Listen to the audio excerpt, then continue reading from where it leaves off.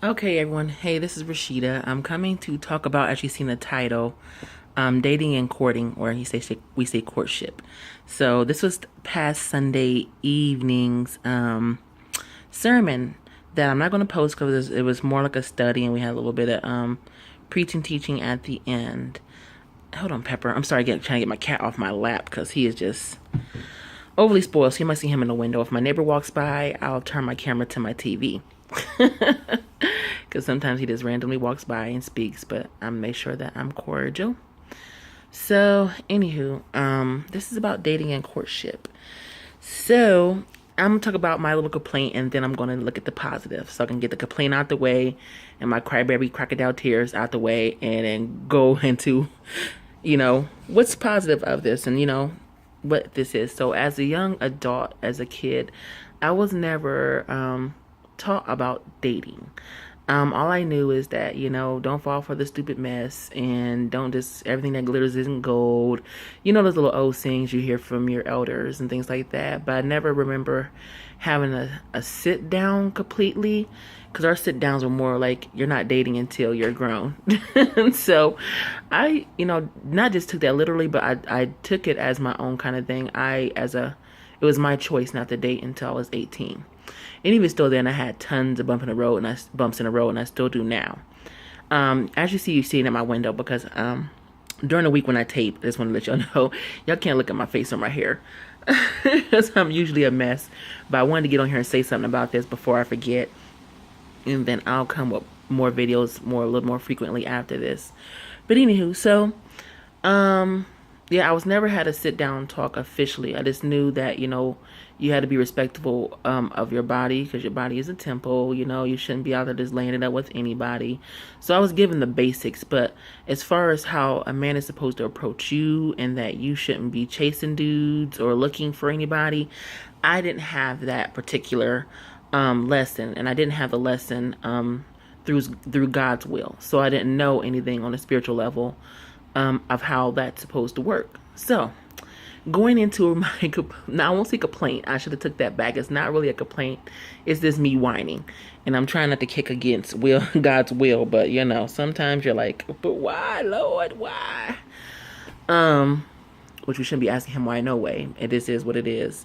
So basically, the dating and courtship class, women shouldn't be looking for a man anyways. We shouldn't be out there, and looking, because we are the prize. So women, I'll talk about a little bit, my notes and stuff like that I got from service. So the prize in courtship is the woman.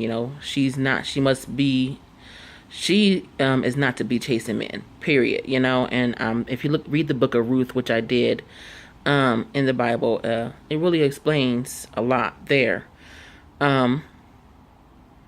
During the dating phase, and you probably might date a few people, and dating means, going out to the movies, probably hanging out at a coffee shop. Things like that. Courtship more, dating should lead into courtship. And when dating gets into courtship is more, getting to know the family, things like that. And it's so soon to lead to engagement after that, however long, going through courtship.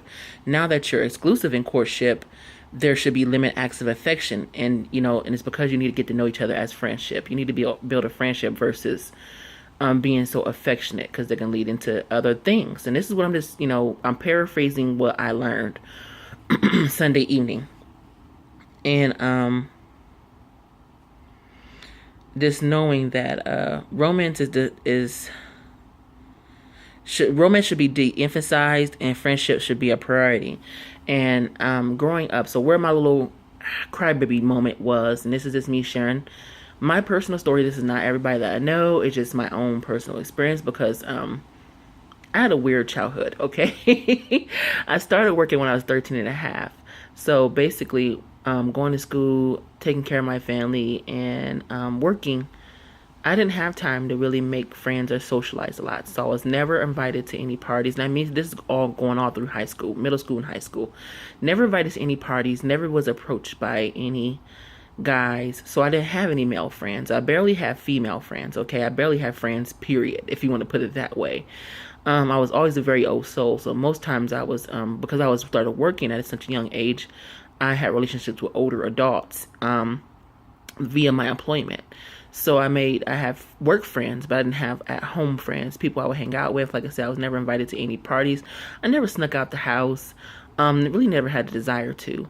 My priority in that I took on my shoulders was to take care of my family and work and get out of school as soon as possible. So I really wasn't big on school. Um, so that was that. So like I said, I've never made any male friends. So my biggest tears, I was about to cry while I'm sitting in church. I'm like, well, how am I gonna make a man a friend if men won't even be my friend? You know what I'm saying? I don't have any male friends. Even today, I don't have any male friends, and I'm not gonna count my dad. You know, my dad is my friend, but that's this dad. You know, that's not really a friend. So I don't know. So I don't have any male friends because I think I'm just very awkward. I'm a very this is what I think about myself, and these are my insecurities. I think I'm a very hard person to love, and people should make it hard for you, make you sound like you're hard to love, or make it seem like you're hard to love. Um, like I said, right now I'm making new friends because a lot of my old friends, some I've dwindled off my shelf, and even during my old friends, I have just one that I may have known for 7 years. She's a female, so I have female friends, but I don't have any male counterpart friends. So that's my first crybaby thing. So like, how I'm gonna meet anybody, you know? And then if I'm looking for a man that's in the faith to begin with, because there's a lot of men in the world. There's a lot of worldly men, but I know at my congregation there's not a lot of men. There are men there, but they're married, paired off, you know, and things like that. And plus, I'm not checking nobody out there, quote unquote. But anyway, so you know, I'm not checking nobody out there, so there's nothing there. You know, I'm not there to look for men. Anyways, I'm there to learn about God and to build a relationship with God. But sometimes in the back of my mind, when he had that class, it's just like, even if I found a man of the faith, you know, he doesn't have to be part of my congregation. He could be a part of other, you know, Church of Christ and things like that. But how, you know, often will that happen? And let me get it before I finish what I'm saying about my crybaby crocodile tears. Like I said, you don't go to church to look for some people, or you're not looking to look for a man or make friends or any of that nature. I mean, if you make friends along the way, that is great because we're all sister and brothers in Christ. But however, that's not what you're there for. You're there to build a relationship with God and to build yourself up and to become right, because at the end of the day, our soul has to go somewhere once we're out of here in the physical. So that is the goal, and that is my goal. I'm just talking about a subject of class we had, that my carnal side of myself, because I'm a new convert. My carnal side is still kind of ticking, and I'm trying to shed it off, but I think it's going to take time. But sometimes that carnal part of myself is like, I'm going to be alone forever. So that's that little devil sneaking up in my mind, and that's where this crybaby crocodile tears is coming from. So anyways, back to the story. So I said, I don't have any male friends, so I'm like, how am I going to make, you know, anyone's going to check me out and date me? Then I think that I have 3 strikes already, you know. I'm very much overweight and obese. Then on top of that, I'm not healthy. I do have health conditions. You know, who wants to put up with that? And definitely have to think about somebody you're going to marry. And I have severe conditions, you know, congestive heart failure. That's one of the top of the list. You know, your time is limited. First of all, you don't know nor the time nor the day. But at the same time, I just limited myself even more than, you know, might have been. Because of bad health. So, you know, that's the second strike. And then, you know, I don't think I have a really great personality. So, that's another thing. So, I don't know. So, that's just me being insecure, you know, on most parts. But then on the other part, I feel like it's being realistic. You know what I'm saying? I got to keep it real with myself. I can't, you know. And people say, well, you can just lose weight and, you know, things like that and do things and improve your health, which I am improving my health. My health is coming along, you know, but, you know, certain conditions are never going to leave. But I just have to maintain with what I got, and that's what I do. But then also I'm thinking to myself, you know, I can lose the weight, but will somebody still appreciate you? Don't matter, I guess, what size you are. It would be ideal for you to be a healthier person, more fit person, but, you know, it is what it is, like I said. So I was sitting in church and I almost wanted to cry in tears. I'm like, well, I'm not going to find nobody at this point, at this rate, which is, you know, I'm just like, I have to give that side of myself up. And I think that's where I need to come to the realization that, for one, is life is not all about having a companion or having friends or having people around. Because like I keep repeating, you'll probably hear me say in multiple videos, I have a friend in God, and being able to study at night and get closer to his word and listen to him it gives me a lot more ease. Like I don't have many panic attacks. I don't freak out as much about things. So when I did, almost felt teary eyed on Sunday, I had to check myself. Monday I spent most of the day in bed because my condition sometimes takes me out, and my body needs to catch up with me in the activities that I'm trying to implement. So I took a day to relax, not only just physically but mentally. Put myself back in check. Like, how in the world can I even be so selfish, so self-centered? God has given me much. I mean, He wakes me up every day. How can I be so unappreciative? It doesn't matter, because some people leave out of here without ever having a spouse or ever being married. That's not the whole life goal. I know as women we desire to have men, and I do desire to have a man in my life, but at the same time I can't make that the center of my world. That has to disappear and go away. And I'm working on it. I pray about it. I ask God not just to numb me, because I know that's the wrong words to use, but to remove that from me, remove that strong desire to have, stop making that the center of my world. I need to get rid of that. So that's one thing I mainly pray about almost every night, because I'm just like, I need to get rid of it. Also, what was on the thing? And then he was saying, suppose if you do marry, like I'm spiritual, and then I marry somebody who is not of the church or not part of the body of Christ. Reforming somebody after marriage is very hard. And reforming means changing somebody. You can't change anybody if they have to be willing to change themselves. So, trying to reform after marriage will be even a tougher climb, just because I want to go out there and have somebody. So, yeah, so I have to keep those kind of things in mind, because sometimes, like I said, I got so sad. I was sitting there and I let it hit me. Like, how can I just be so unappreciative and let that hit me like that when I know it's in the wrong? And then going even personal about relations I have. I've never had an established relationship. I've dated, and in the worldly world, dating sometimes leads to those perverted acts, and after that, it's dissatisfaction, because either the person falls off, separate away, because it was more physical, it was never emotional. So I've never had an emotional connection with anyone. And that's the part I had to look at. And that's what hit me. It's not nothing that my minister said. It's God talking to me like, dude, you never had anybody that you're emotionally, connected to. You need to get rid of that. Shut it off. Shake it off, shred it off, get rid of it. And that's just God talking to me to get it together. Like, dude, you can do this. Get it together. Come to me first. Talk to me first.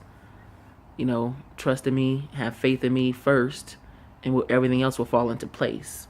So this is me again, leaving it at God's feet and staying out of His business. And I keep putting a period where He may put a comma. I'm up here saying I'm never going to have nobody. No one's going to check me out.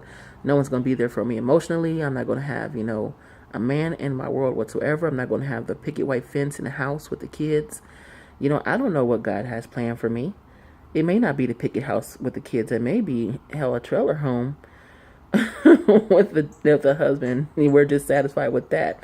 I'm not looking for no expensive or luxury life, so don't get it twisted in that manner. It's just, as a kid, when I was 13, between 12 and 13, I just knew when I got this age that I would have a house full of kids and a good working husband, and I would be working, together with him, and things would be awesome. And now as an adult, as an adult, I think to myself that, it was just a dream. It was not something that's going to come to fruition. So I guess I just got to keep praying and asking God to help me in that area, because all it is the flesh still lusting after what I used to think love is. You know what I'm saying? So, yeah, y'all see all my medicine. I just got my medicine from in the mail, UPS, diabetes medication. So I have all kinds of stuff going on. But anyway, so doing all right. So that's why I'm doing this, video and stuff like that, and just wanted to share what I learned. So we learned a lot. We have a lot of workshops, and we have a lot of great sermons, which I'm going to post a sermon today once I get done off of here about the portrait of a mother, you know, and I think it would be great because it's right around Mother's Day, and that would be a great sermon for folks to listen to. It's going to be on our other page because this is my own personal page, my own personal channel. So the other channel is, if you just look up Watkins Road, is WATKINS Road Church of Christ. You'll find their channel on YouTube, and that's where I'm gonna have the video posted. I'm gonna post the video there, but the sermon there. So enough of my crybaby rambling. Like I said, I invite anyone to come to my church and hear a few sermons because you really, I've learned a lot. Like I said, before this, you know, I was not spiritual. I've never picked up a Bible. So this way here, gathering all this information, some parts of it, it hurts. It really does. It really hurts, but it's not hurting because anyone's intentionally trying to hurt me or that the minister knows my business, because he don't know me. He don't know my business, and no one's running my business to him. It's the fact that God's talking through him to me, and it's something, you know, I asked for this, and I'm being hit with the truth, then I need to adjust and fix it. So that is what I'm going to do. But I think that's majority of my notes. I'm just summing it up what I learned. The rest of the stuff was about, you know, who am I in God, you know, things like that, you know, loyalty equals honesty, and this, you know, in God's scriptures and his way, what a home should be consist of, you know, what love really is, and how to keep peace amongst each other in the home and in our church home and everywhere, you know what I mean? So yeah, so that was the other part of the lesson that night. But I think like I said, the courting and dayship, we've been doing that class I think once a month, and it's heart wrenching, but I will get over it. I'll stop boo-hooing and crying about it, and really get over it. But anywho, till next time, Lord willing, I will come back and talk on some other subjects, not just, you know, just anything. You already know I'm random. So anywho, y'all have a great rest of y'all Tuesday, and enjoy this windy weather, because I know at the end of the week for us in Columbus, Ohio, whoever's watching this, they said between Thursday, Friday, and Saturday it's supposed to be raining, and I'm like, I'm getting my hair done Thursday. How can this happen to me?